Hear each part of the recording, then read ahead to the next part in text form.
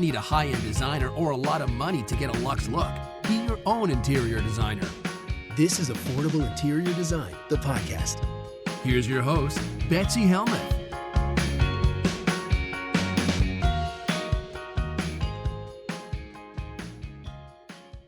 My next question today comes from Matthew.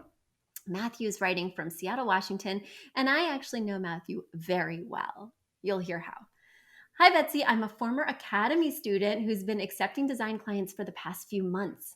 I'm reaching out because I've been encountering a problem that I am not sure how to solve. Several of my clients need to incorporate adjustable standing desks in their work from home setups. I love the idea of these desks, but I hate the way they look.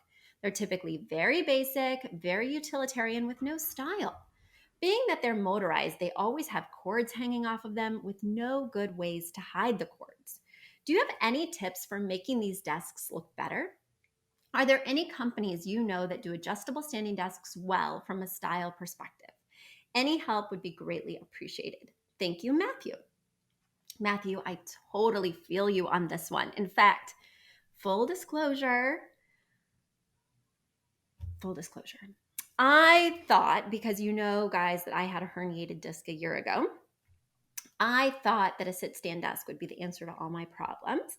And when John, my new sales and admin manager, started back in June, he told me about this amazing sit-stand desk at IKEA that raises with a hand crank and is only, $269 and is really big. And he shared that link with me, and I got very excited because I was like, you know what? I need to stop sitting so much. I need to exercise my core strength. I need to get out of this chair 8 hours a day.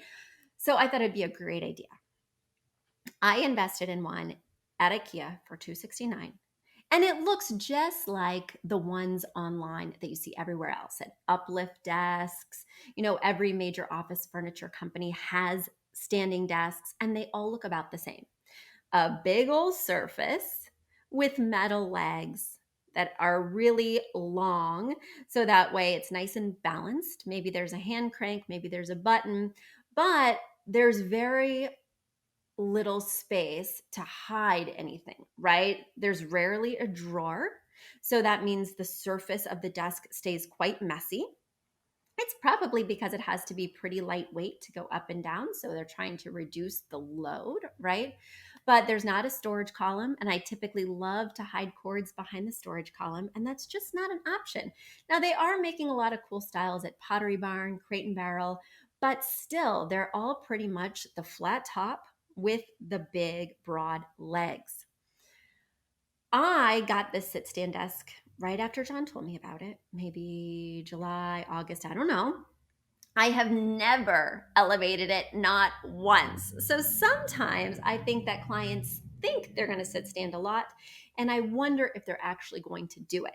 And hearkening back to Laura's question, I wonder if sit stand desks aren't a little trendy, right? People are really into them right now, but maybe instead of standing while you do emails, you should just go outside and take a walk, right? And then go back down and sit.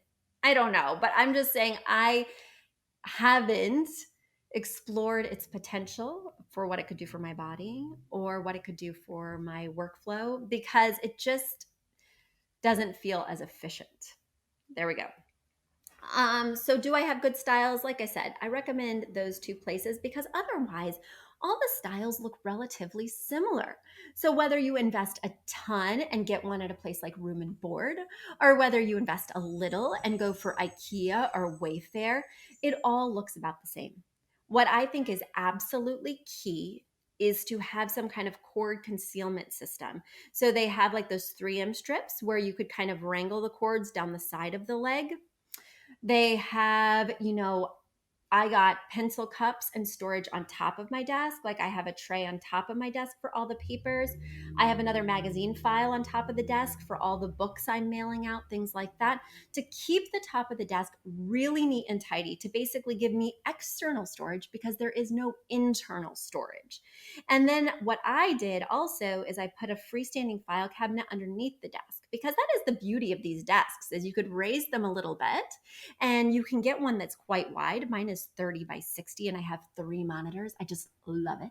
I just love what it does for my workflow, what it does to have that big executive style expanse, but it can get really unruly. So I make sure to have those exterior storage solutions. And then I have a freestanding file cabinet on the side that I keep like papers I'm constantly using in.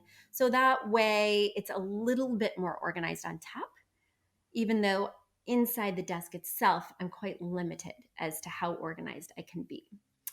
So Matthew, there we go. That's my feeling on that. I still try and avoid those desks for my clients because everything's exposed and they're not stylish. But if my client's really set on standing, if they really think they're going to do it, unlike me, then I want to give them what they want and I want to promote healthy work life, whatever, right? Healthy emailing. A big thank you to Aton and the Embassy who wrote our theme song. A shout out to Catherine Heller who owns the podcast shop and is our editor extraordinaire. We also want to thank Ginny Sunasan and her team at the Savvy Podcast Agency for their help with our social, our YouTube channel, and so much more. We also want to thank Uploft, which is our parent company who supports this podcast. And lastly, we owe a huge debt of gratitude to you. Thank you so much for tuning in and for all your support.